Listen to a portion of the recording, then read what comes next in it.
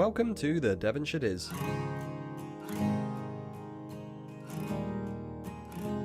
Today, I'm joined by a neighbour down here in Devon with plenty in common when it comes to our passion for Disney. Let's get into it.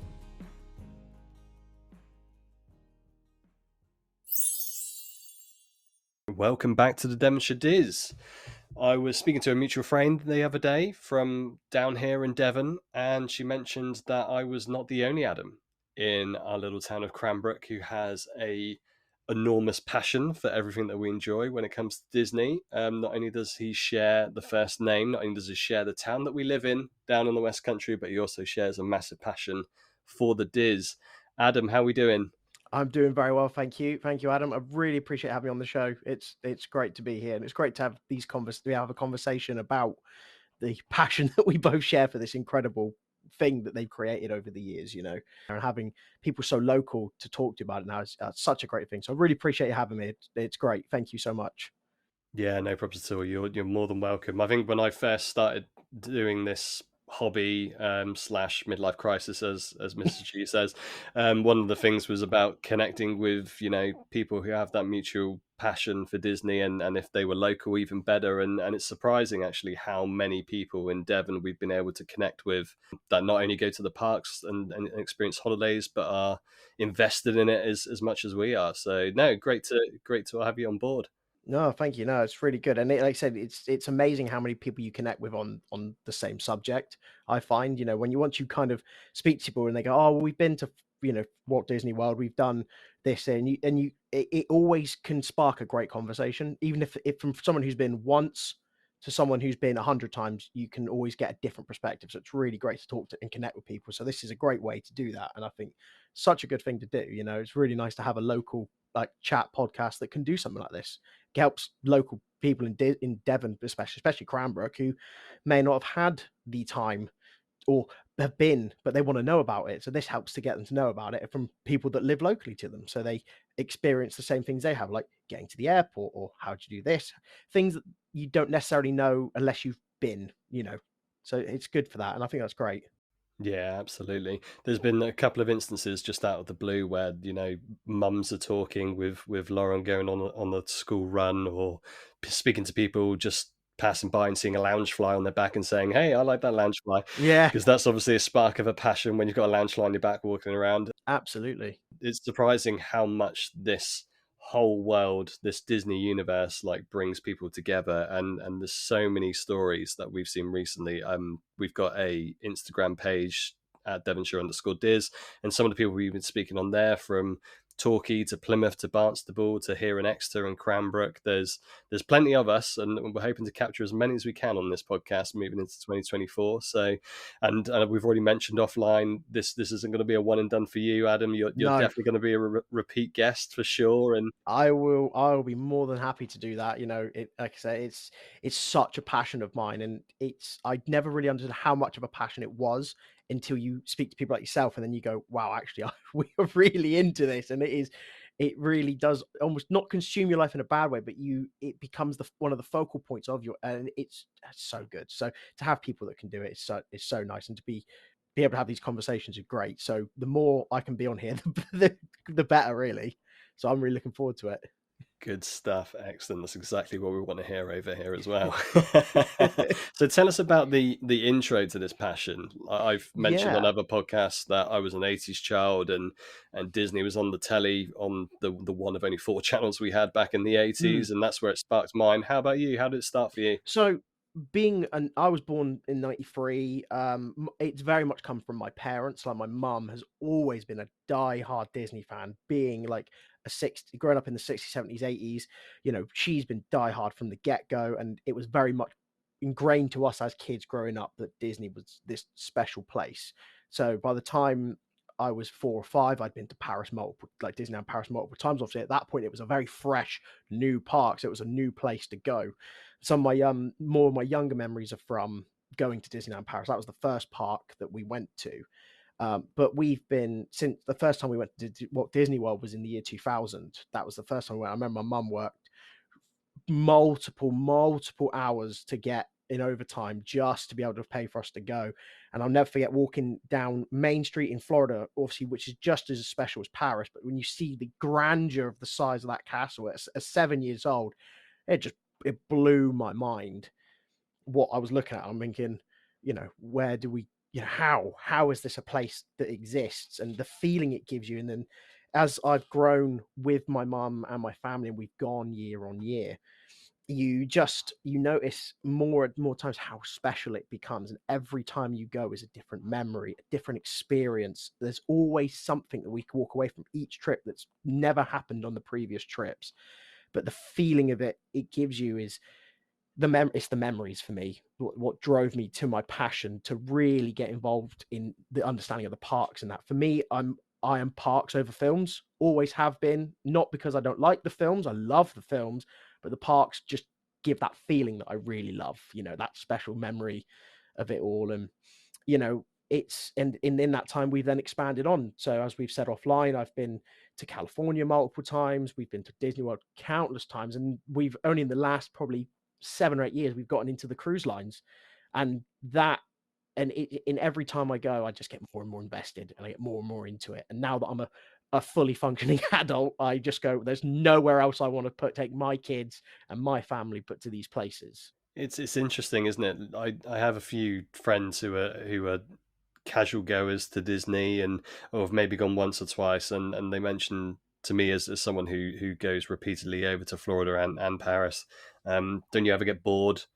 Are Yeah. you fed up of going on the same roller coaster? Are you fed up of seeing the same show and everything like that? And I really don't think maybe they understand, or maybe they've had the exposure that Mm, someone like yourself who has gone through that the repeat visit to Disney World, that they realize how much there is still for even us who go there frequently to mm, see, to do, to experience. There's so much to do, and it's not all about just popcorn, theme parks, chicken nuggets, and fireworks. yeah. There's so much more to every Disney resort you head to. It couldn't be further from like a generic theme park than possible. That is, and for your casuals, it's really hard to explain that to them until they've been more than once, which obviously you understand people can't go all the time. There are restrictions to that sort of stuff for some people. But when you ask that question, well, don't you get bored? I get it every time. Oh, I'm going on holiday. Let me guess, Adam, you're going to Florida. I was like, yeah, I'm going to Florida. Why? Do you not get bored? I'm like, no, never. So every time I go, there's something new to do. There's something I haven't seen. There's a memory I've not made. And every time I come back, I go, I can't wait to go back. Can't wait to go back. I've never once come back and gone, oh, do you know, I'm really bored of going there. I really don't like it. You just can't. It's not that type of place. And like I said, it's a hard sell for people that are casual goers. You get the I find you get people that are like semi-casual that go not quite as frequent as we do, but are in that middle ground, and you can see that they are starting to kind of sway into our direction. They kind of get why you repeatedly go back. So I really do think it's just one of those places that I'll never not go to. If I have the chance to go to any of the parks, that is my first port of call for holidays or the cruising, because that, which we'll probably cover in a separate topic at another time, that is one I that changed the game. Cruising Disney Cruise Line has changed the game for the vacation with Disney. It really has. Interesting, interesting. I hear a lot about cruises. It's not something that's going to be in our near future, but it's definitely something on the bucket list when little ones are a little bit older. And we've watched a couple of vlogs of people who have headed over there now, and it does look like an experience in itself. I think when it comes to any sort of Disney holiday, it's the immersion that gets you. It certainly is for us whenever we're in Paris and Florida, and it looks like the cruises are the same as well. So I'm really interested to hear all about cruises, and we can certainly fill up a podcast episode with it. But we can touch on it a bit later too. Yeah, they really get I mean, it says Disney's immersion. That's what it is. I don't know about yourself, but when I'm in Walt Disney World, I'm in this bubble. Nothing's breaking that barrier until the moment I have to get on the plane to fly home. Once I'm in that bubble, whatever goes on outside of it, that's not my problem. Not dealing with that. I'm in here. This is where I am, and this is what you get immersed in. So you're right. That is absolutely what does it. Yeah, 100%. So. Regarding the different places and different experiences you've Mm. had with Disney, is there something which is a default or or a preference over the others, or is that constantly evolving, like the experiences that you had to?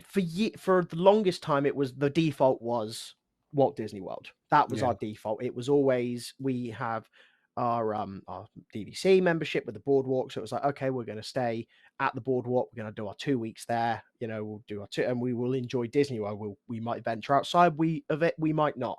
That was the default. Probably our first DVC trip was in 2014. I want to say that was the first time we went on a DVC, and but we really started holidaying on the resorts from about 2008 was the first time we ever stayed on site and never looked back after that. So the default was always that until we went on, I think it was that first trip when we had our first DVC trip that we included our first cruise on the Disney Dream.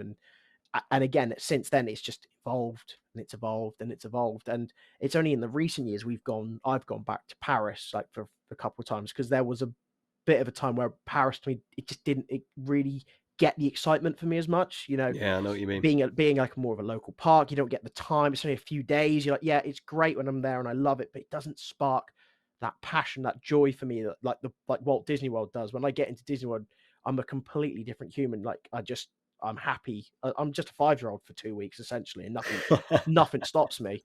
But in the last two trips I've been to Paris, I mean, gobsmacked to be probably the best way to describe how much it had improved.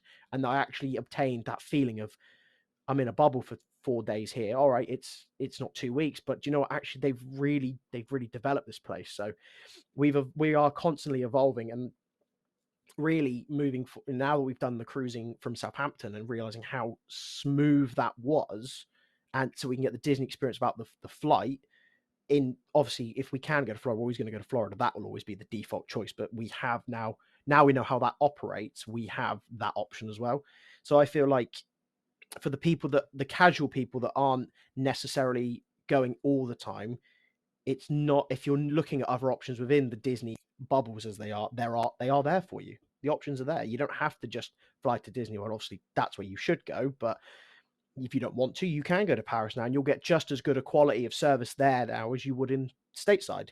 You know, if you want to do one of these like 2 night channel cruises they do in the summer, where you do you spend 2 nights on the Disney Dream on the channel, and then they bring you back.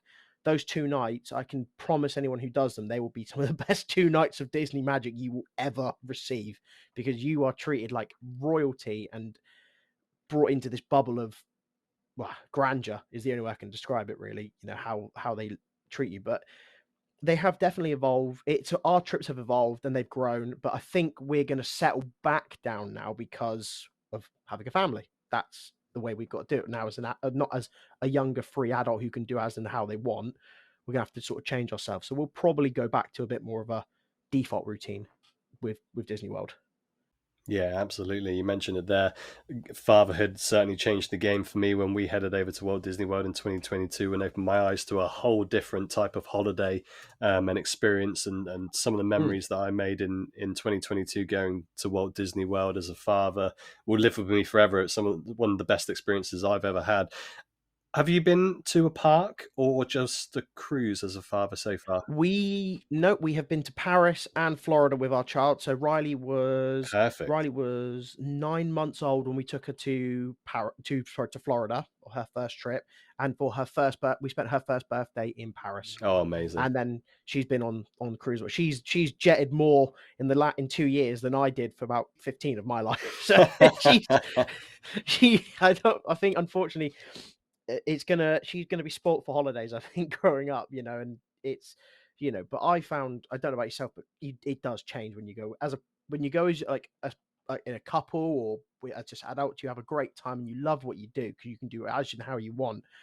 But when you go with a kid, when you go with your child and you see, she was only 9 months old, but the reactions that she was getting with the characters and stuff every time I was a mess. I was a crying mess for two Yes. weeks. Just every time it was something new, I was like, "Oh no, make it stop! I can't." You know? And it It's does. true. It's so true. And my mum said to me before my daughter was born, she was like, "When you take her there, you'll really understand what special is with those moments." And Yeah. yeah, it really does change it. And actually, I don't think I could go any other way now. I think I have to take my kids regardless now. When even when they're old, when I'm much older and they're older, and they go, "Oh, we don't want to go." I'm like, "Tough, you're coming. There's no Yeah, arguing it." there's still memories to be Yeah, made through you. absolutely. Yeah, absolutely. And how has it been for you going as a parent? How have you found it? Yeah, it's very much the same. The first time that we went over to Walt Disney World, Penny was, well, we were actually supposed to go in 2020, which she would have been a lot younger. She would have been around the 1 year old age. Obviously, the pandemic saw waste to that, so we had to move it to 2022. So she was a little bit older, which had its positives. You know, she had to wait a little bit longer, but she could go on more things and experience and acknowledge it a little bit more, which was fab. She absolutely enjoyed herself. And then we went to Disneyland Paris this March and met some friends over there. Listeners may have already heard our recent podcast with another Adam and Ashley, Yeah, Taylor's oldest time, who do some Disneyland Paris vlogging or some Universal Orlando vlogging when they head across the pond as well. Definitely go check them out. absolutely. And we went over with them. They've got similar age children as well, and it was just magical, just seeing a group of children out there enjoying what we experienced as kids as well, and Yeah. seeing them wide eyed when Mickey Mouse walks past them or a princess walks past them. Yeah. It's just a different level of memory making, that really is. Yeah, it really is, and I think as from an adult's perspective, it's that will suck you into it. If you're a casual goer moving into a more serious going factor, it'll be when you see your kids' reactions to those things, that is what will grab you. And I don't know what wizardry they've made over in these parks, but they nail it. It's just they nailed it to the ground. They know how to really make it that like special. Like one of the memories we had from 22 when we went was we went with all of my sisters and their kids, so my daughter's cousins and Oh, amazing. all of us went. It was a huge trip for everyone we know, and we were just on the ends of like a storm. I think it was a hurricane. I can't remember what it was, a storm or a hurricane. Anyway, so the parks were pretty much, I think they were shut. So we were walking around the boardwalk promenade area, and just out of nowhere, after the weather calmed down, we had Goofy, Pluto, and Chip and Dale Rock up in their 50th anniversary stuff, just walking around the boardwalk, Oh, just nice. out of nowhere. And it was that, and it was quite literally almost like a private meeting with them because there was no one else there. It was just us, my nephews, my nieces, and that was so special. Yeah, it's things like that. It's those that was so special. The kids were just blown away by the fact that they basically had them to themselves, you know. Yeah, yeah, And like you say, it's those memories watching your friends' kids or like your nieces, your nephew, and all of those kids like just experience things you did, and if not experience more than what you did, and it makes it so much it's so worth it. I just it just puts a smile. Just the thought of it's making me smile. How good yeah. it all is. Yeah, it's just so special. I love the place, and I love everything they seem to do with that. They just know how to make it. They know to take it to the level above most like vacation resorts, especially in America. It just yeah, it's those little touches, being, staying on site, you get those sorts of touches, and they're the things that will make the memories as well. And you might get the odd adult that'll be like, "Oh yeah, but we queued 4 hours for X, Y, and Z." Yeah, you might have done, but how was the reaction for your kids? Oh, they loved it. Well, worth it then, wasn't it? That's Absolutely. a small sacrifice to pay for such a special place. And when you're stuck in a queue for 4 hours, like they've immersed yourself in it. There's so much to see and do in a queue Yeah. area. I could spend 4 hours looking at the Rise of the Resistance queue, or I could spend months in that place. exactly. I remember seeing Toy Story Mania for the first time when that first opened Mhm. over in Hollywood Studios, and Yeah. just how they had shrunk you down to a toy, and seeing all of the nostalgia on the walls when you're walking through that. It may have taken 2 hours to get on the ride, but I had a trip back to memory lane just looking at the walls and the ceiling. It's absolutely fab what they do. Yeah, I'll never because that was in 2008 they opened that one. So I remember we went just after they opened it in the summer period.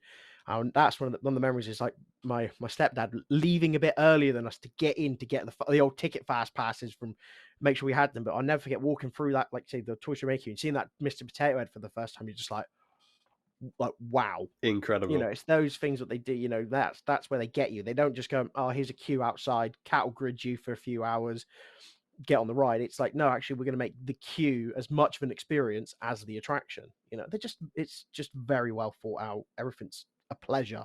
It never feels like work. It's a pleasure to be there.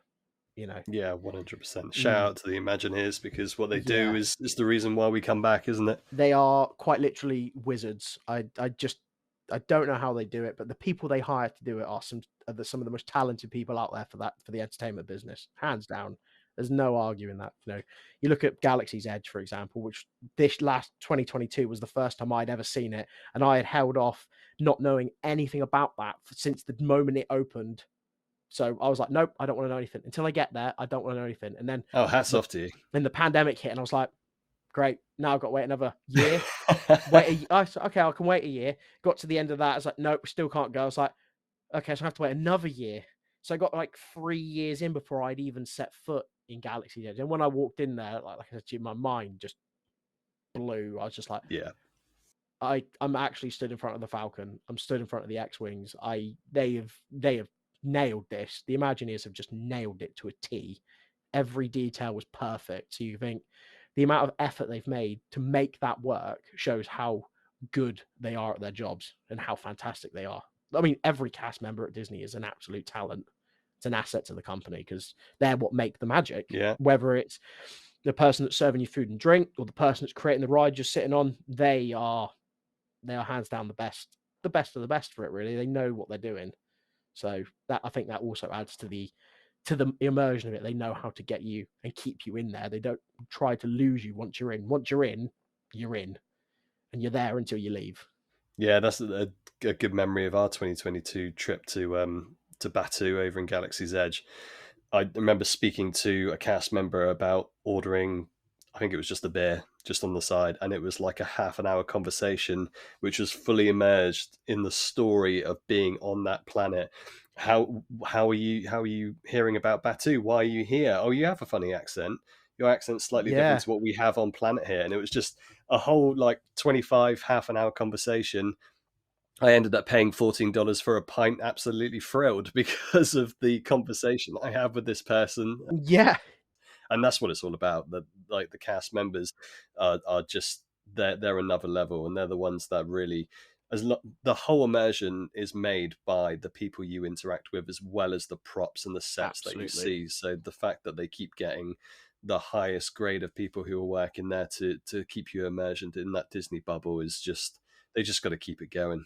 Yeah, they have. They have got quite literally a gold mine of talent that they need to keep and do everything they can to keep. And they never. I've not.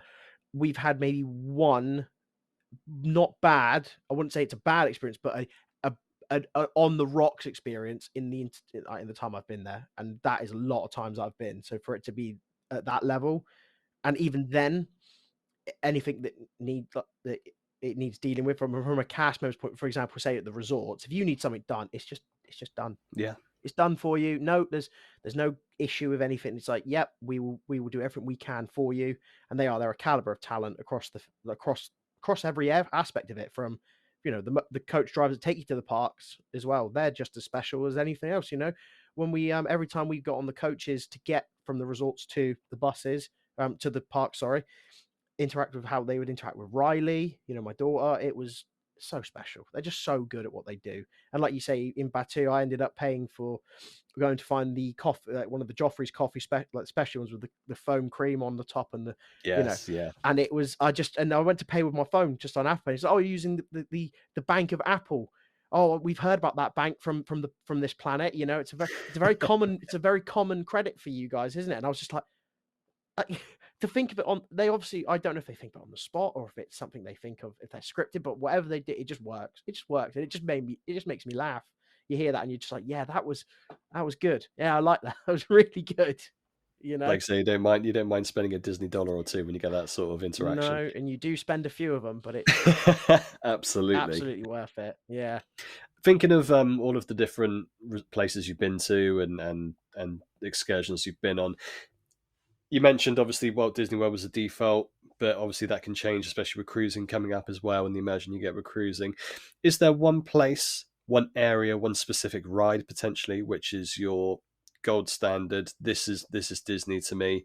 I spoke to a few people about this before, and we've had answers like can't go on a Disney holiday without going on Thunder Mountain. Mm, Can't go on a Disney holiday without having a Dole Whip. Is yeah. there a go-to for you when it comes to the Disney trip? Do you know what? For me, it is can't go on a Disney holiday without going to the Grand Floridian. Don't know why. Oh, interesting. Love the Grand Floridian. It's not my it wouldn't be my DVC of choice, but I love the hotel, love the resort. So every time I've got really good memories of when we would eat at like Narcosis there, which is the dining restaurant, part of the dining plan.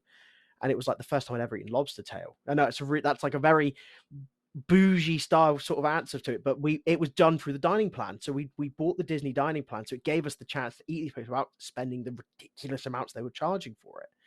You know, and it was yeah, it's a place like that. Going to the resorts, but the Floridian to me is a very, very special resort. I love it. It feels like very iconic Disney for me. So when I go to Florida, gotta go to Floridian for even if it's for an hour, just gotta go do that resort time. When it comes to the parks, for me, it will always be gotta go to Magic Kingdom. I've got to spend a whole day at Magic Kingdom on the first day. That is the rule. That is the rule of it doesn't, you know, it has to be the first part we go to is Magic Kingdom, regardless, and Does that rope drop to fireworks, or does mm, jet lag set in it at any it point? used to be when I was a bit younger, when I was going on when I go with like my family before I met my partner and stuff, and I had the stamina, I would go from rope to end.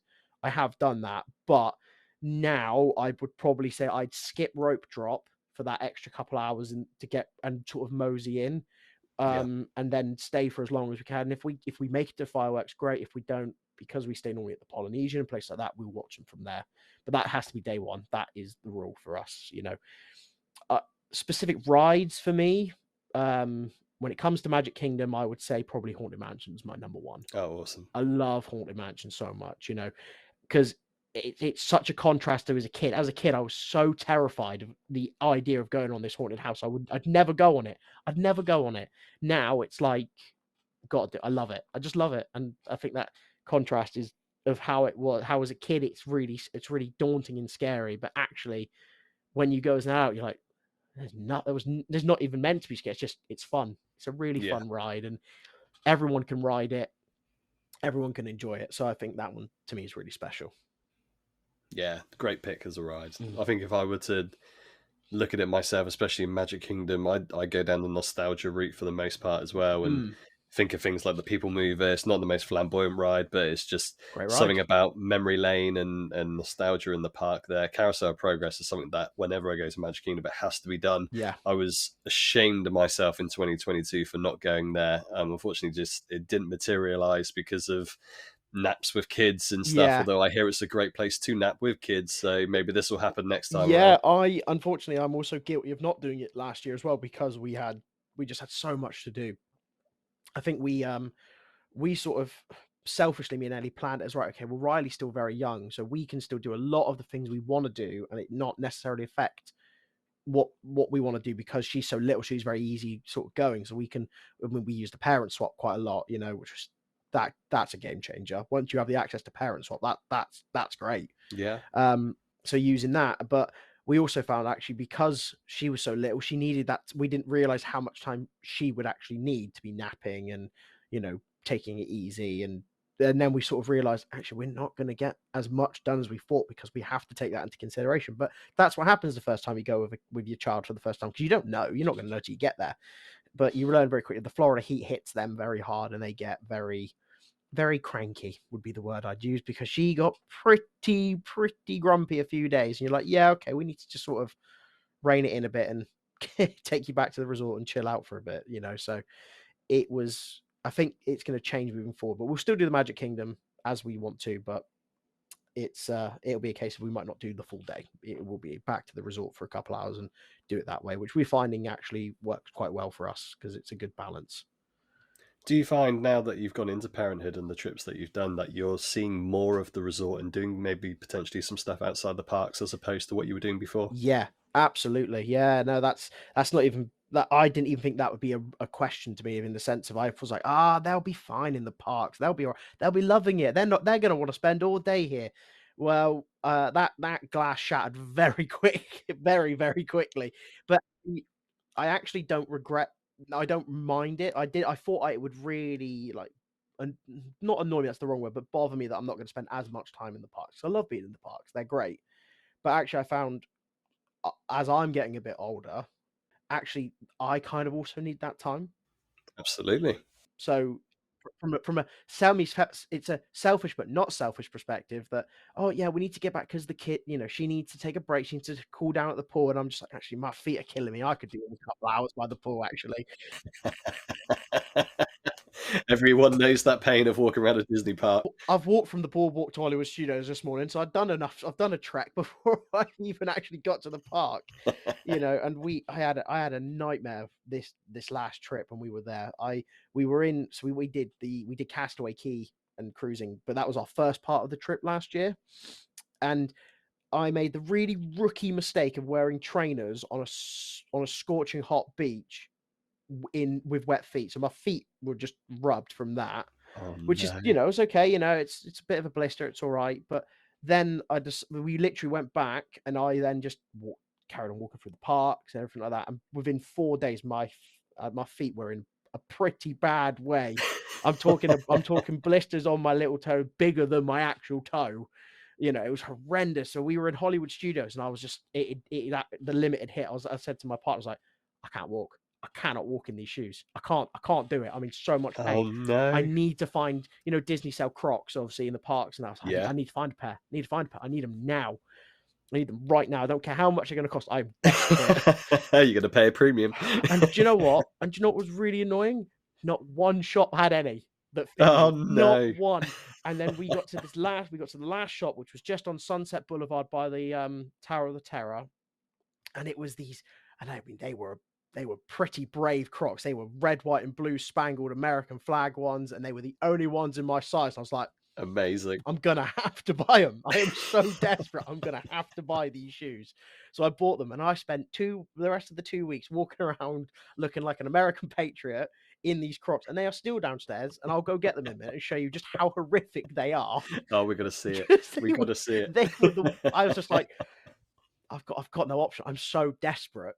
So, but going back to, I was like, yeah, I kind of see why I need to like now take the breaks, even if it was just taking a break in the park. But yeah, I think it needs she needs the breaks, we need the breaks. So having the resorts there are going to be just a lifesaver for that. And we've been doing that. We've done that over time anyway. But as you said, when you're a bit younger, more willing, you're like, yeah, I'll spend 4 solid days in the parks from open till close. I'll be fine. And you are. But now I'm just like, I'd be dead. That'd be me done Yeah, for the week if I spent four yeah. solid days. So it's good to have the breaks. And I think from a parent's perspective, I think it's a very sensible option to take those breaks when you can.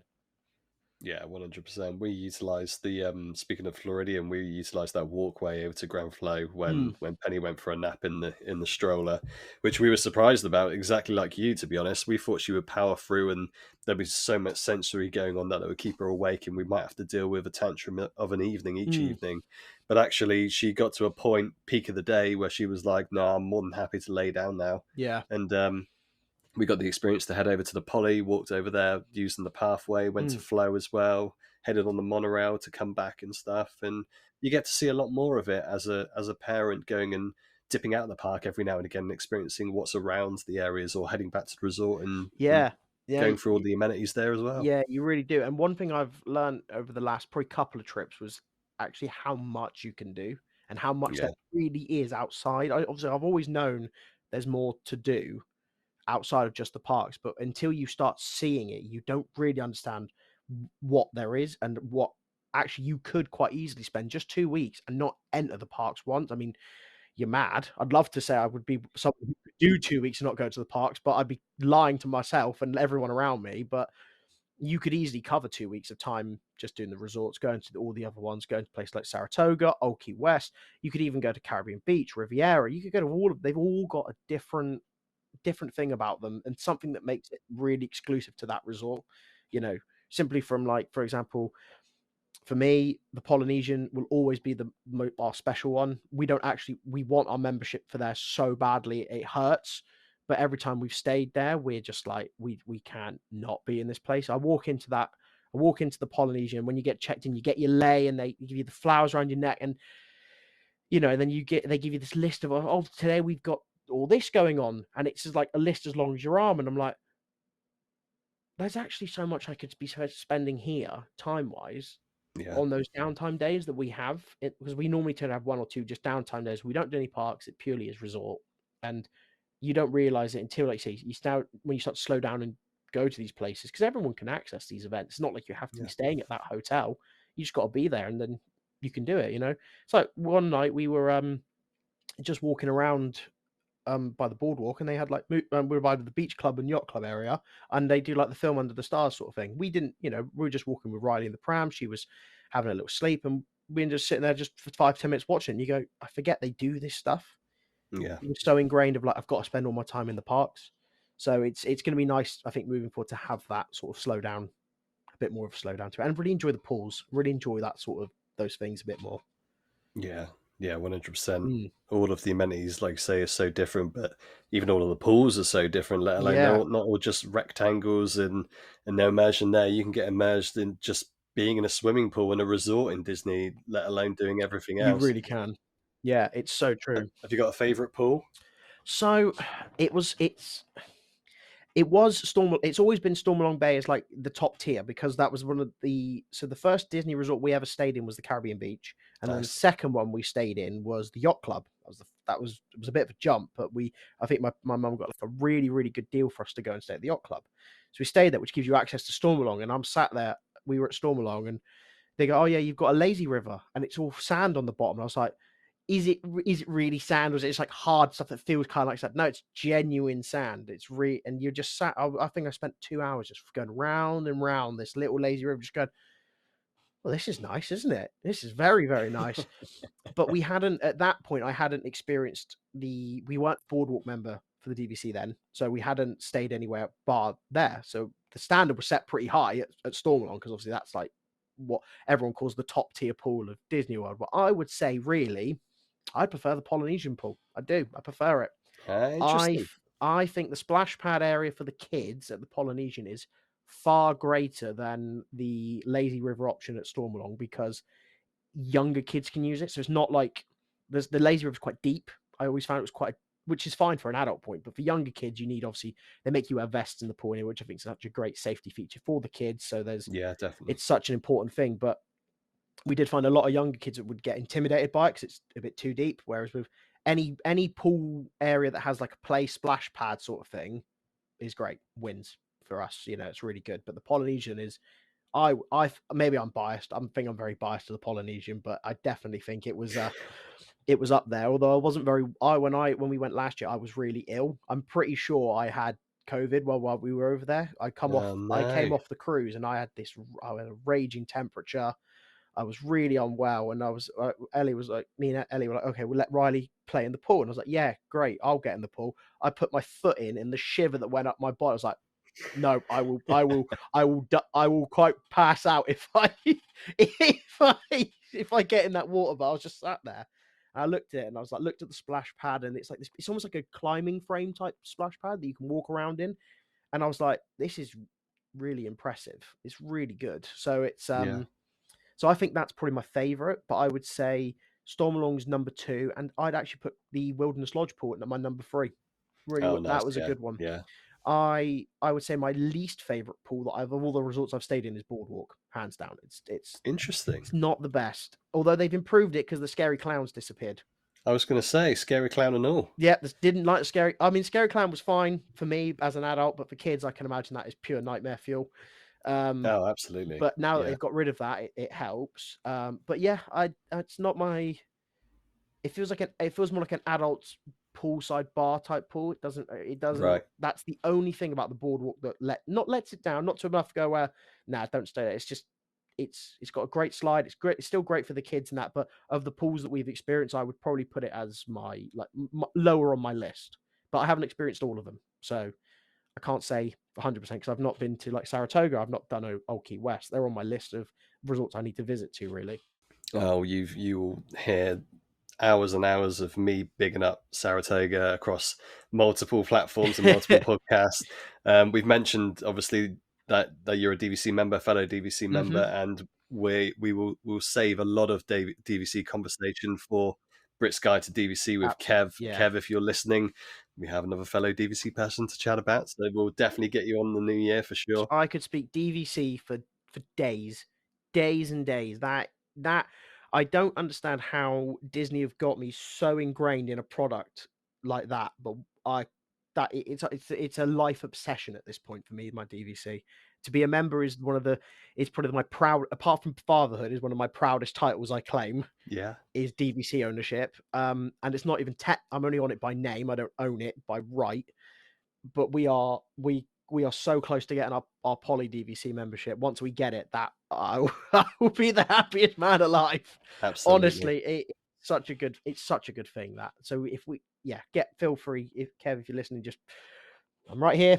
I am ready. I will tell you anything I love about DVC, and I can spend hours on that subject.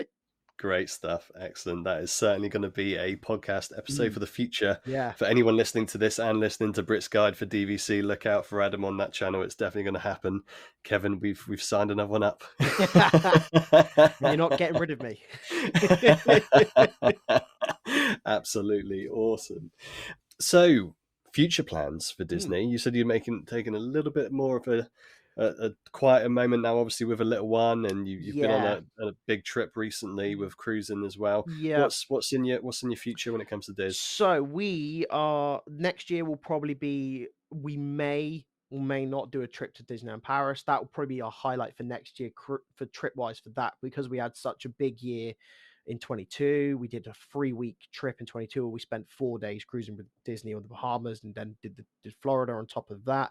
We went really big in 22. We did Halloween Horror Nights. We did all of that sort of stuff. So then, I mean, the only reason we did the cruise last year is because when you're on a cruise, if you then rebook, you get your discount code, you get 10% off another voyage. So we Handy. did that, which was really helpful. And me and my partner have always said we wanted to try it from Southampton, just see how easy it is. Is it worth, sometimes if you're going purely for a cruise, is it worth to fly over to, say, Florida or to Dominican Republic, where they sometimes go out of, to do these, or does it work to do the European trips?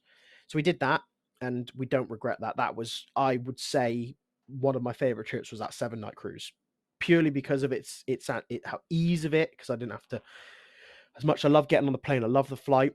As a parent, it's a very first time. That was a stressful experience. Different experience. Yeah. Yeah, very, trying to lug that car seat and the pram through that, and then when we landed, BA lost our car seat, Oh and I no. spent 2.5 hours arguing with them, only to be told, "Well, it's not here," and show them an air tag. They go, "Well, it is here. It's here. Can you go get it?" Like, "No, we can't." I said, "So how am I going to get my daughter home?" And they go, "Well, you might have to leave the airport and buy a car seat." And I'm just like, "Nah, I'm not." So that experience, and that's not Disney. That's I was BA's going to say fault. that's not That in is the Disney not bubble. Disney. That's the BA That bubble. is BA, and no, never again am I running through that problem. So we wanted to try this to see how much smoother it was, and it was seamless. I mean, we got out of the car at the car park. Someone took our luggage, and we didn't see it till we got on the boat. It was that Oh, smooth. amazing. So you opened up our cabin room door, and our bags were just there. It was really good. It's almost like the old ways of Disney, where you could take your bags, luggage in Heathrow, and they ended up at your hotel room, and you didn't ever touch them again. I miss those days. Those were great. Yeah, let's bring those back. I Let's know, definitely right? bring those back. They need that back. That was one of the best services I've ever experienced. When I was like, "Where's my luggage?" Like, "Oh, well, we'll get it. We'll get it to your hotel." I'm like, "Are you sure?" And then you just get to your hotel room, and your luggage is there. You're like, "Wow." And we did that at like, I went on a trip with my friends in 2013. It was me and just 3 of my closest friends, none of my parents or anything. And that's where we did it. And we literally got off the plane, and they're like, "Yeah, just don't worry about bag pickup. It'll show up at the hotel." And it showed up at the hotel. It was great. A Missed little that. bit of Disney magic, eh? Exactly, a little bit Disney magic. But yeah, so we're taking a bit of a slow one next year, and it's looking probably like 2025 is going to be a fairly big trip for us. We're looking, if we have the DVC, I really hope we do. Fingers crossed, fingers toes, everything. If we do, we're going to use some of our points, and we're going to stay at the Grand Californian in Nice. in California, because we've stayed there before. That is a special resort. I can see why it cost me $300 a point to buy it. So we're going to stay there for a few days, and then we're going to fly out to Hawaii and do Alani for a week or two. Bucket list. And then once we've done that, we're going to come, if we can get the flight routes to work, we're then going to come back to Florida and do a few days with our DVC points at the Polynesian. Maybe do a park day, and then go home from there. So it won't be like a full Florida trip, but it will be a new Disney experience that I've not experienced yet. My mum and my stepdad have been to Alani a few times, and they rave about Alani. I really want to go to experience it. So that's what we're maybe looking at. If it if that doesn't come to fruition, then we'll probably look at just another trip to Disney World, and we might bolt on a 3-day cruise at the end of it. That seems to have become a habit of ours now, is to put those extra take the 3 days out the park and then go to Castaway. So I hear this happen, this materializing in front of me in what you're saying, and I hear it from other people as well. Once you've tasted that cruise, Mm. you've got to add that little extra into your holidays to experience it. It's very hard to go back knowing you could go. If obviously, of course, it's a cost, and you have to appreciate people from a financial perspective. You can't just jump on it and do it. But if you can do Yeah, it, it's Castaway Key is one of the most magical places, but it doesn't feel like it feels like Disney without feeling like Disney. You don't walk off of the boat and immediately feel like you're in.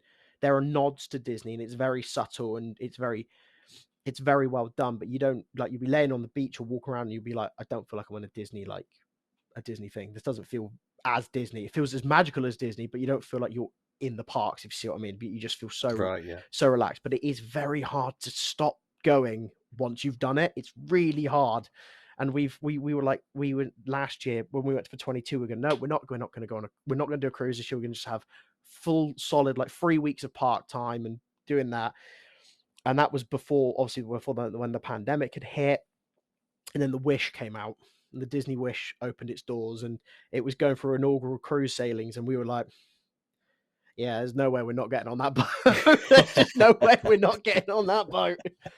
So we ended up going on it, and it was in the inaugural sailings cruising point. So we ended up getting a couple of because we're Castaway. Obviously, when you go on your first cruise, you become once you finish that cruise, you're immediately a Castaway member. You're a silver member out from the get go. Okay. Once, then that's from your second. So your first one is like your first cruise, and then when you go back for your second, you're immediately a Castaway member. So you always get a free tote bag every time.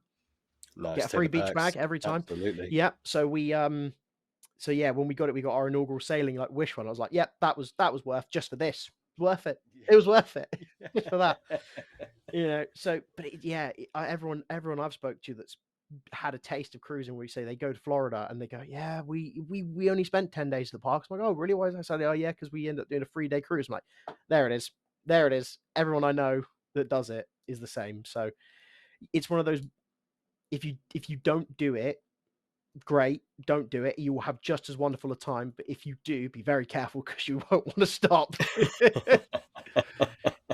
Oh, it's definitely in our future for sure. Mm, We've heard too many comments which are very similar to what you've just experienced as yeah, well, and just watching some of the vlogs, and then as soon as you watch one vlog, then you're hooked into another vlog, and then all of a sudden you're seeing this magic happen, materializing in yeah, front of you over medium, and it's like, okay, now we've got to try and experience it for us, and I yeah. think it will happen sooner rather than later our Yeah, side. I would. My recommendation would be, if you do decide to do it, just go for the inside stateroom. Don't go fancy with anything. You don't need a balcony.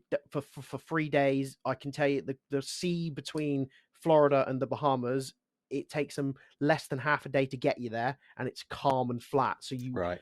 people are like, oh, I need a balcony or a sea view in case I get seasick. Nah, don't worry about that.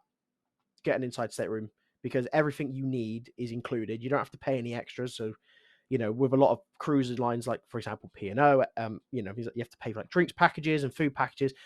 It's all covered. You don't have to do any of that. You just get on that boat. You can eat and drink as much as you want. The only thing that's not included is alcohol.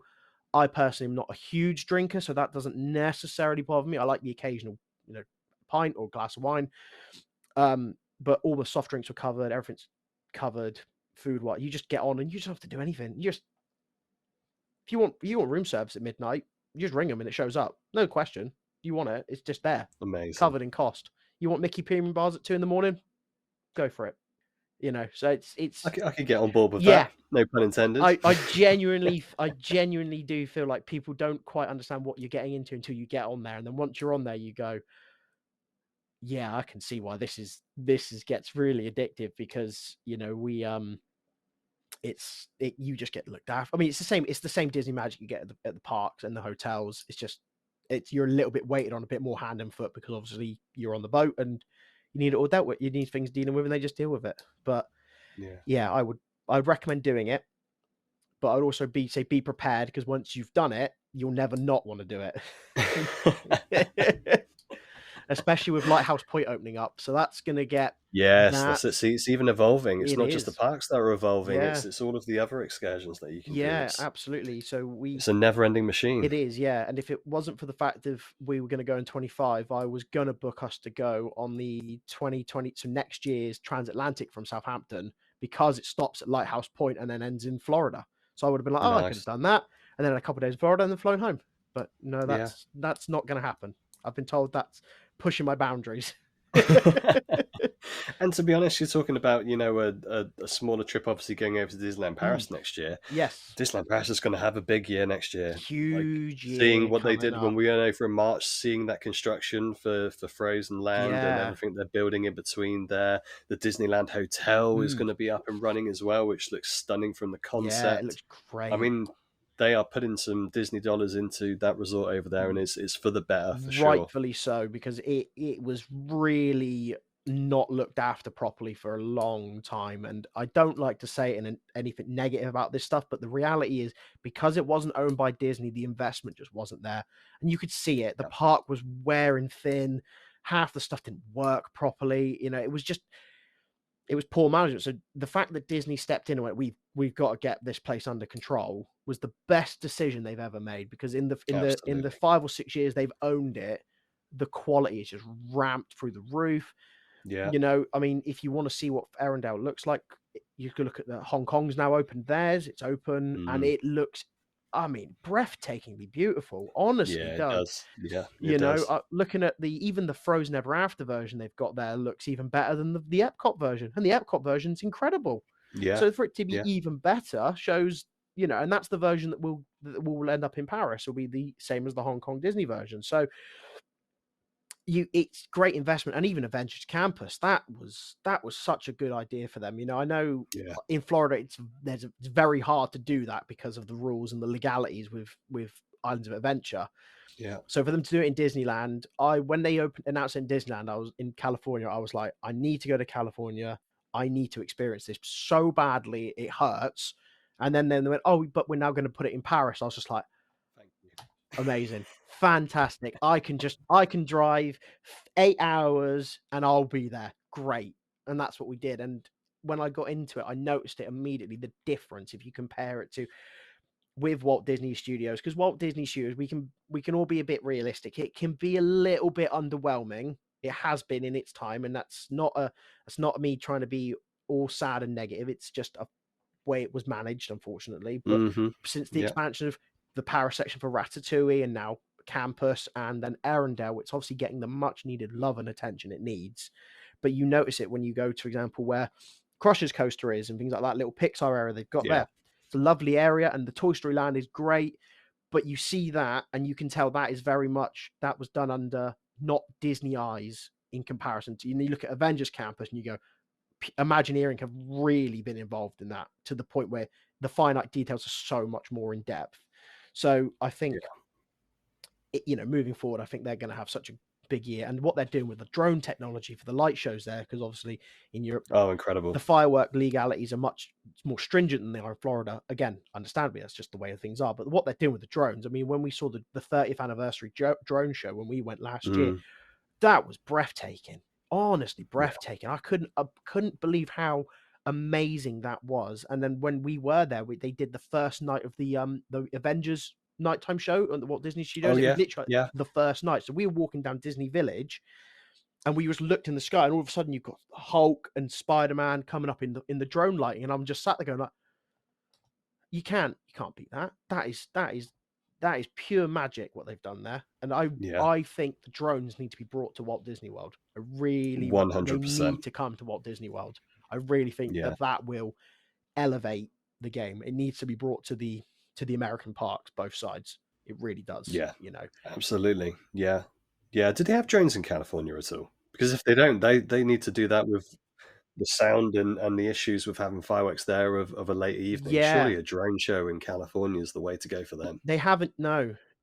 The only thing I can think the reason they haven't done it yet is to do because they are slightly on the flight path through LAX. I mean, they're not on it, Right. but they're Okay. slight. It's the castle isn't tall enough that it requires the beacon, but the reason the Mm, fireworks are so stringent, A, because they're in a neighborhood area, because obviously it's yeah, right in the center of Anaheim, but also it's technically within a flight route, so they have to be careful with the fireworks as well.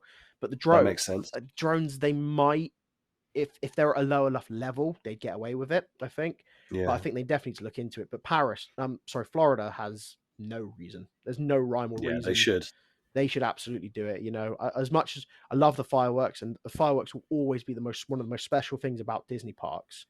I Yeah. think adding if you mixed it with the drones, you've got a recipe for something seriously incredible. Like I wonder if it ends up coming to Animal Kingdom. Now that I that's going through a little bit of a change, Rivers yeah. of Light obviously came and went. They're still trying to figure out what's going on there when it comes to some sort of nighttime spectacular. Although I will say the projection on the Tree of Life that they've started doing there was Mm, incredible when we went in yes. 22.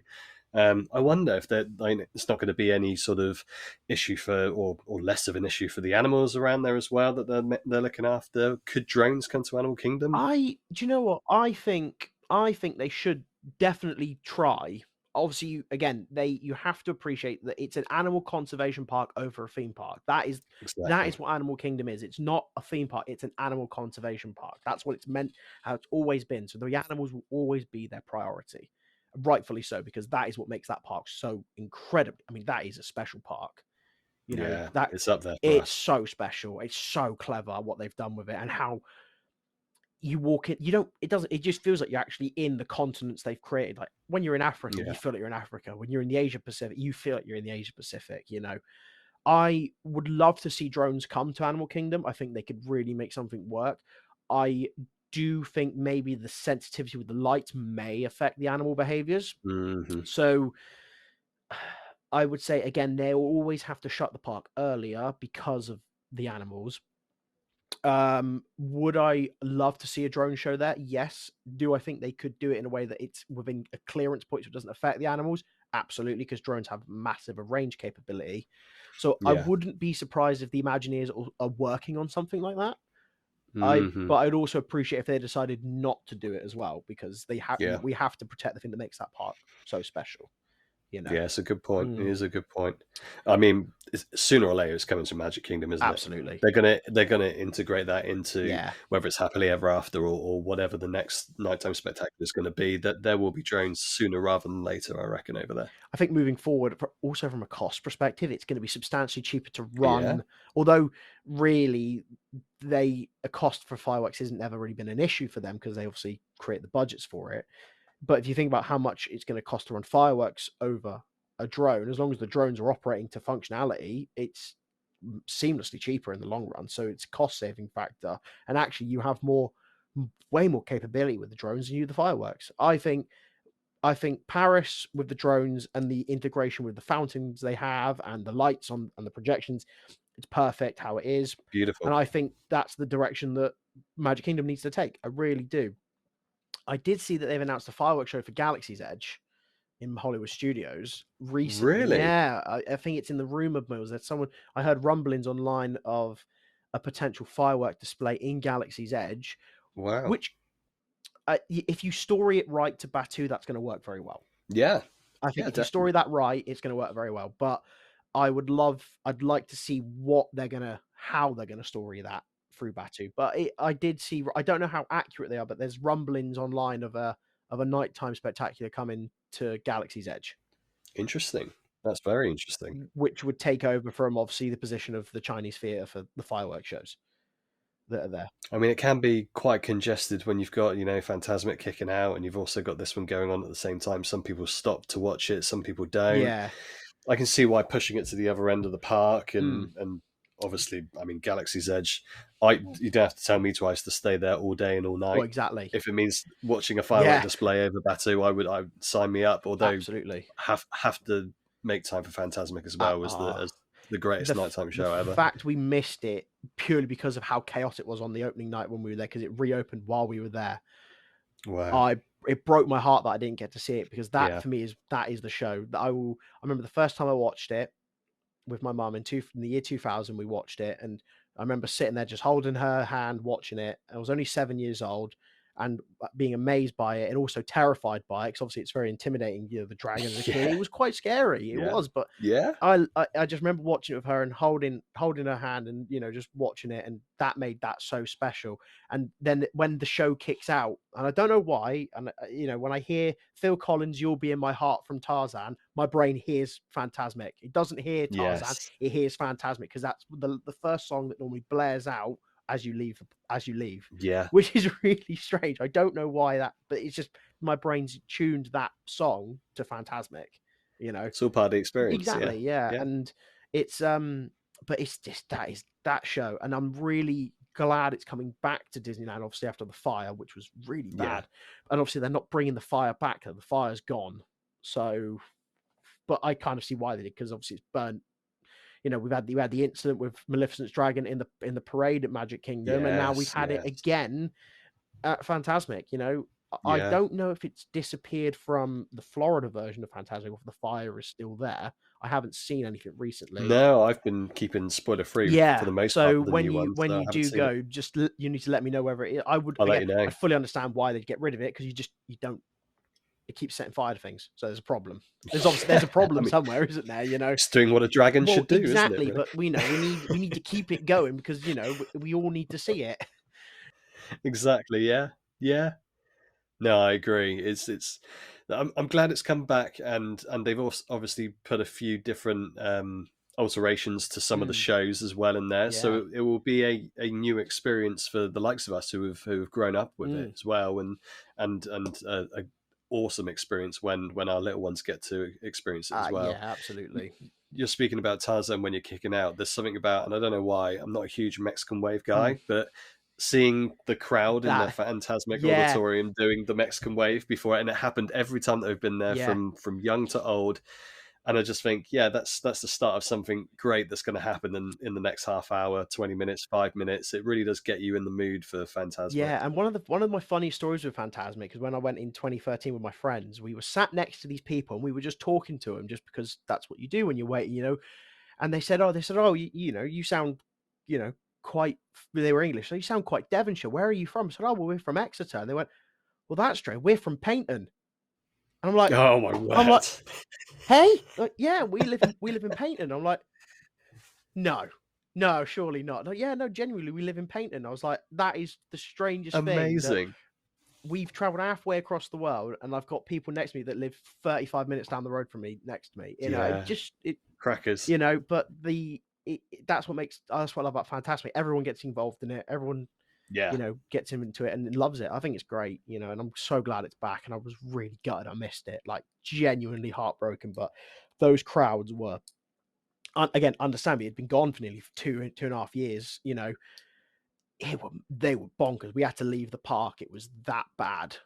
You know, the crowds were Oh, that really? Yeah. mental. We were just like, It's not worth it we with a little one. no, we just can't deal with that now. We're not dealing with this. So we ended up going to Epcot for the afternoon instead. Good choice. So I will be glad to see the back of the park hopping rule. I'll be glad that that's Yes, going. yeah. I think Yes. as rightful as the decision probably was at the time to count, you know, to necessarily see where people are and what's going on.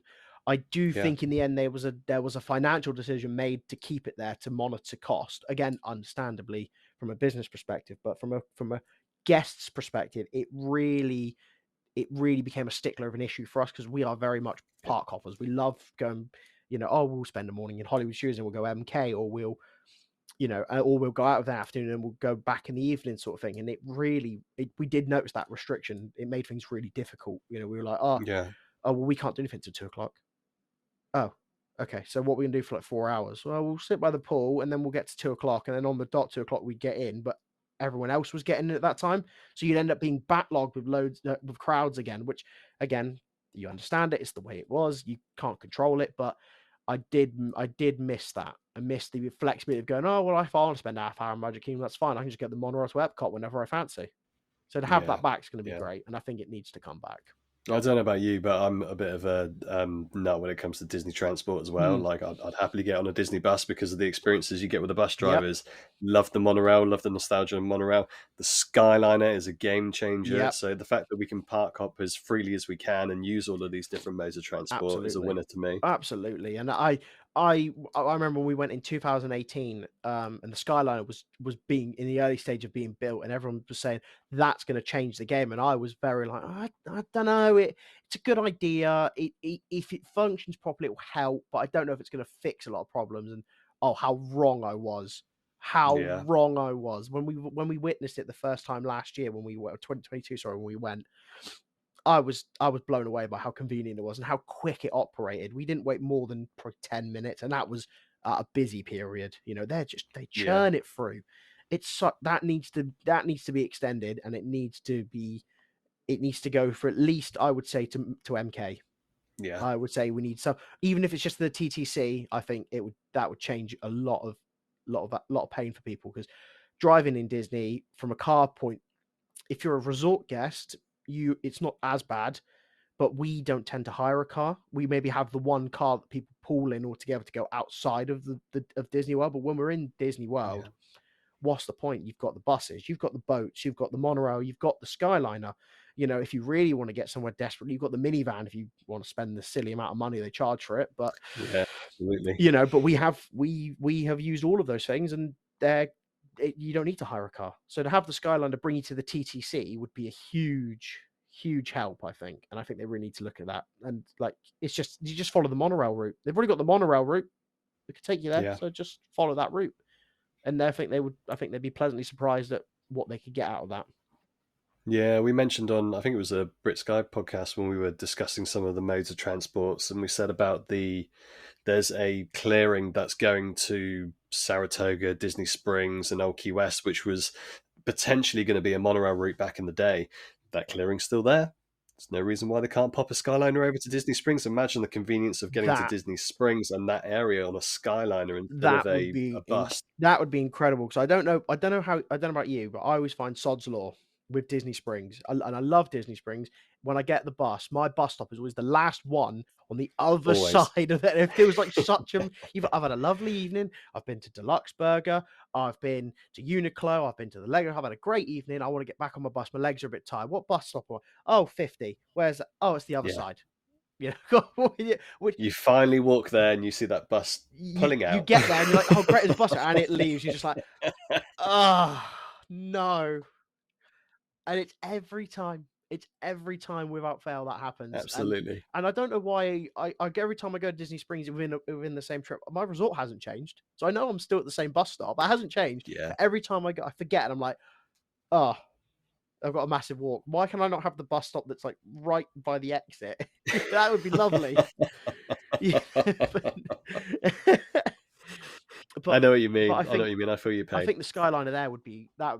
I mean, Skyliner in majority of places is going to just work so well. I think it. Yeah. I think they know that. I think they're just waiting to get the investment to put it in.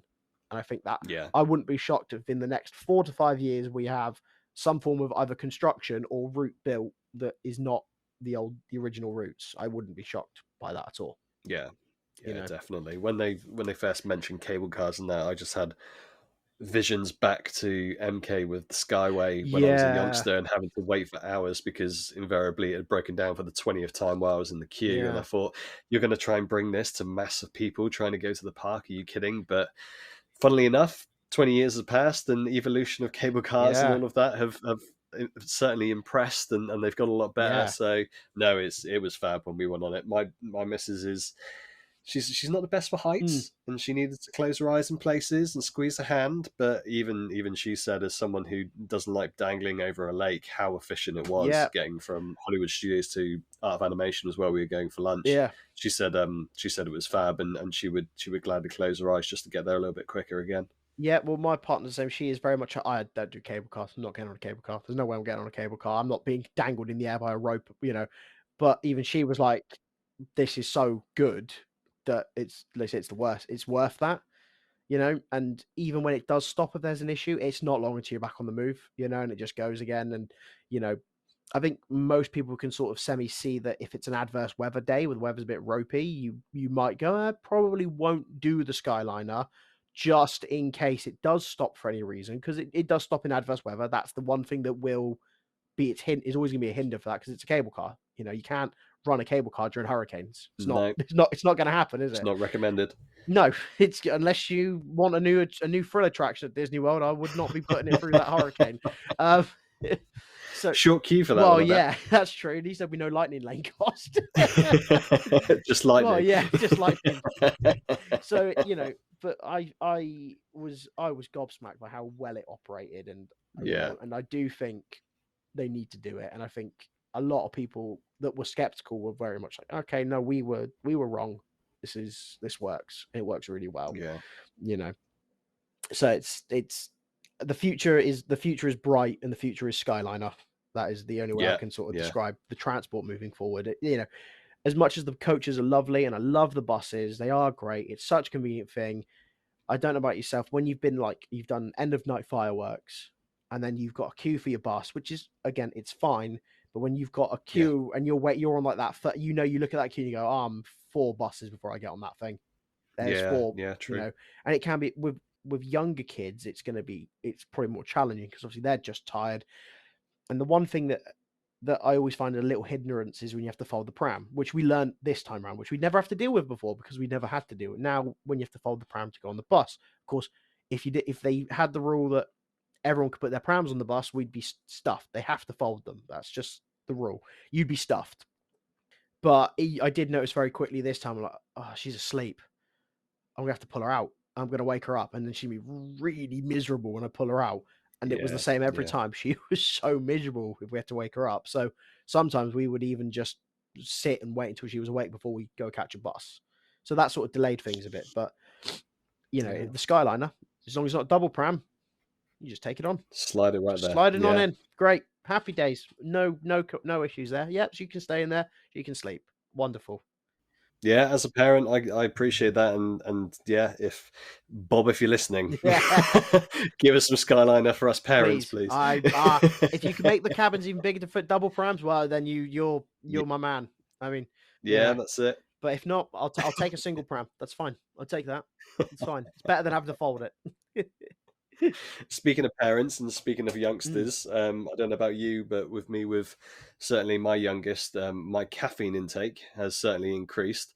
And another thing that I've read and been told about regarding your good self mm, and taking it back to Devon from Disney yeah, is that you own a newly established coffee company. I do. Yes. So we are very much in the early days of our development. We are the Cranbrook Coffee Company. As yourself, as a parent, my caffeine intake has gone through the roof. I mean, I was a high caffeine intake person anyway, but it really has rocketed in the last 2 years of my life. But I've the pandemic was what got me into coffee more so. Like I've always been a coffee drinker, but I got really into using the machines and doing it properly because I was very much someone that would be Starbucks, Costa, or like a local business every day for work without fail.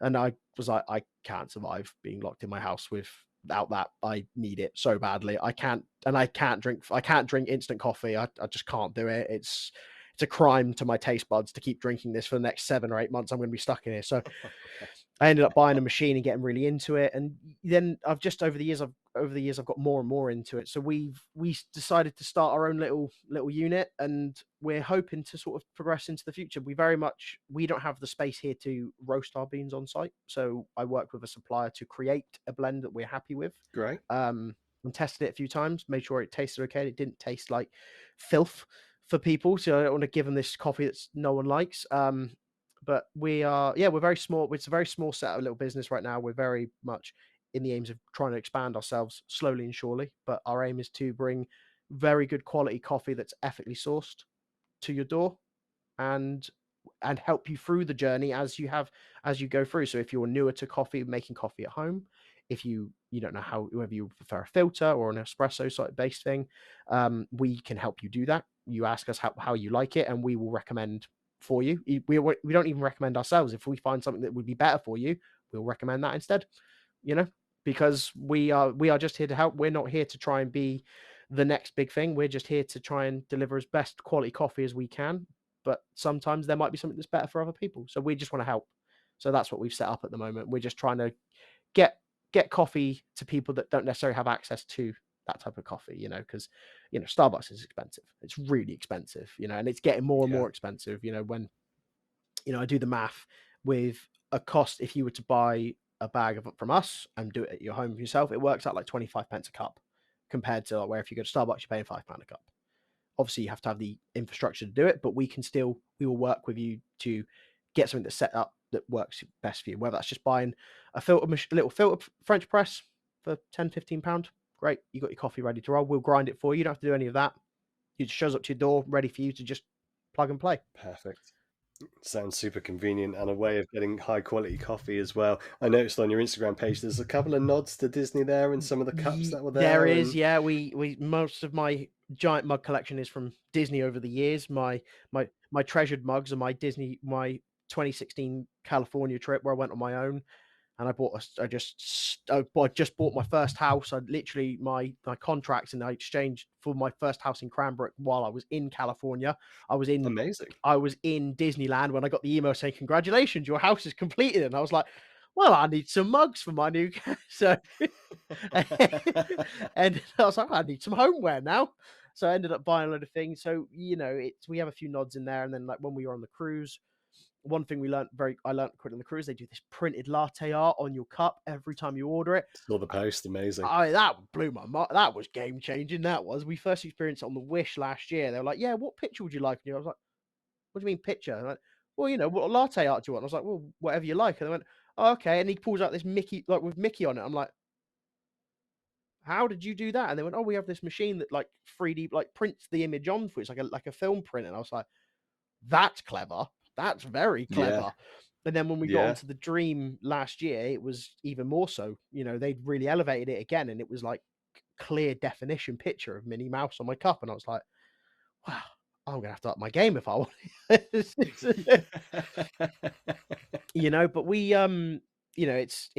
it was a good way. That trip really inspired us a bit to be like, "Yeah, we need to do stuff like this." But actually, I have to be honest, the coffee on the ship was good, but it wasn't. It was okay. It wasn't the best. Right. It was fine. It was fine. Actually the free coffee, which is just the Joffrey's filtered, was just as good as the specialty. So I was more than happy with just having that. But I did like my latte art, so that was what kind of kept me getting them. Really, I do have like a plethora of different images of what we had. Each one was different. There was never the same image twice, so it was quite cool. But yeah, See the Disney magic even in the froth of your coffee cup. exactly. And people wonder why we keep going back to this place. Well, this is it. It's that attention to detail that gets you. So it's those things that are just will keep you coming back for more. And once you're hooked, you're hooked. So you've been hooked probably far longer than I've been. And do you have any time where you think, oh, I probably shouldn't go to Disney this year if the option is there for you? Only looking at bank balances. Yeah, No, I wouldn't go anywhere else. I wouldn't go anywhere else. no, me either. And my children have been brainwashed as well, so Yeah. so they're on the bandwagon as Yeah, well. it's like a friend of mine, he's like, "Oh, I'm looking to go to Tokyo." He's like, "Would you go to Tokyo?" I'm like, "Yeah, I'd go to Tokyo." He's like, "But you wouldn't go to Disney, would you?" I'm like, "Yeah, of course I would." Yes, He's like, "Well, yes. how long would you spend there?" I'm like, "I don't know, 5 days." He's like, "You can't spend 5 days of your time in Tokyo at Disney." I'm like, "Watch me. Watch me." It's a park I've never been to, and Disney Sea looks like one of the greatest parks on this planet. So there is I want 2, if not 3 days in that park. Yeah, You absolutely. he's like, "You can't go around the whole world thinking Disney." I'm like, yeah, it turns out I can, and that's Yeah, not yeah. going away."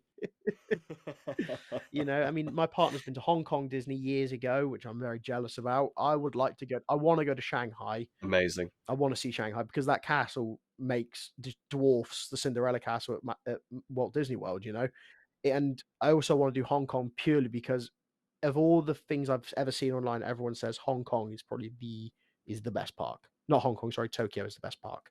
Like Tokyo Yeah, Disney and Tokyo yeah. Disney Sea is some of the best parks. So I really want to go out there at some point and see those, and really tick those off the list. And Hong Kong's got a lot of investment coming its way recently. Yeah, Huge absolutely. investment, you know.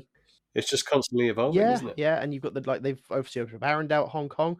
Zootopia's now opened up as well. They've got the ride there. Although I did look at that, and my brain immediately went, "It's the same as Mickey and Minnie's Runaway Railway, but with Zootopia," which is not a bad thing. So it'll be a great ride still. So yeah, I'd love to go to that side of the continent of the world to see those, but there that for those reasons, you know. Yeah. Oh, you want to go see? You want a bit of culture as well? Yeah, I want a little bit of culture, but I want to go to Disneyland. Yeah, give me my Disney fix. Yeah, I want to go. I want to go to Disneyland. That's just who I am. That's who I am and who I'll always be. That's never going to change. Absolutely. I'm with you 100%. We cannot finish this podcast now that we've established how much we love Disney and also the coffee. Team Joffrey's, Team Starby's. Big debate in the parks. Joffrey's. Joffrey's, absolutely. Joffrey stand hands down. I'm going to be very controversial though on both sides and say both of them were not that good. Interesting. Really, maybe that's because of the last 2 to 3 years of being at home and not going. I've become a little bit snobbish, probably. When we went last year, I didn't see the inside of any of the Starbucks once. Right, interesting. Didn't see Yeah. it. It didn't even touch them. I was like, just gonna get Joffrey's. The queues were always lower, Mm-hmm. and I prefer of the coffee that I had, it was the better one. And especially the fact that we had the 50th anniversary blenders, pods, and filter units in our resort room, Loved it. just Loved it. easier, much Yeah. easier. And I prefer Joffrey's all day. Starbucks, I can get a Starbucks at home if they had like a specialty type of blend they used at the parks for Starbucks. I might entertain it a little bit more, but they don't tend to normally. It tends to be the same blends and roasts we can get Yeah. here. So I can go 5 minutes down the road and get a Starbucks. I can't go 5 minutes down the road and get a Joffrey's. That's my take on it. Joffrey's is more. I can get Joffrey's delivered to my house. It can be brought here free. You can get it delivered, but Yeah. it's more aggro for me than a Starbucks. So for me, Joffrey becomes special and associated with the parks because it's part of that experience. Whereas Starbucks, I'm like, yeah, a Starbucks is a Starbucks, so it's never any different for me. But that's my take on it. Obviously, everyone's willing to their own opinion, and feel Absolutely. free to come at me about it. I will die on this hill.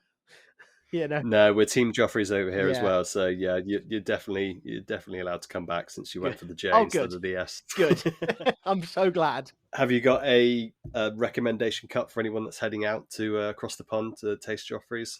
I would say you're looking the best I had when I was there was the shaken Jamaican cold brew. That was the one. It is everywhere. It's so easy to get, and it was the best blend for me. My coffee taste. I like a dark, strong, potent coffee, but I also appreciate that taste is very hard to get right if you don't if you know, because if you brew that coffee ever so slightly over temperature, it becomes really harsh. Right. So the shaken Jamaican is a really good balance of dark roast, and it's a dark to medium type of roast bean that's got a natural sweetness to it, which I quite enjoyed.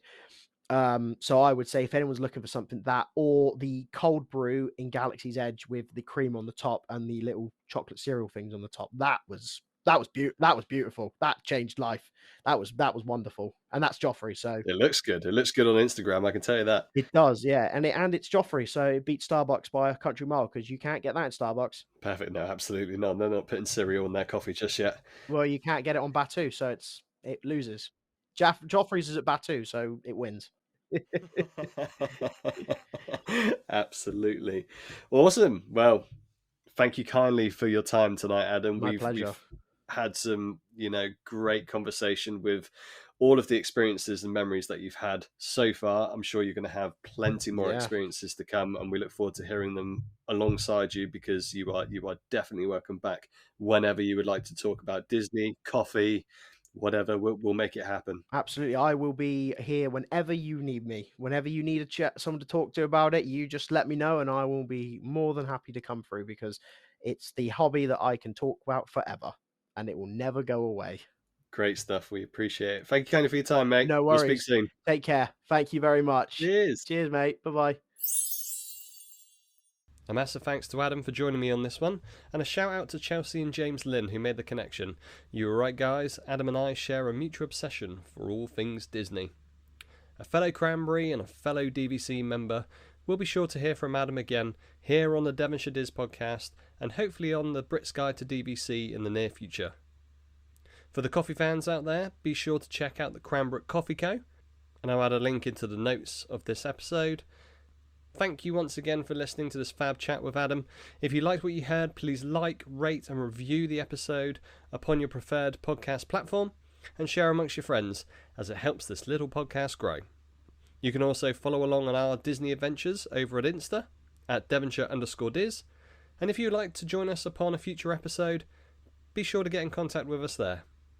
But for now, from us at the Devonshire Diz, we wish you a very Merry Christmas, a Happy New Year, and we'll see you next time.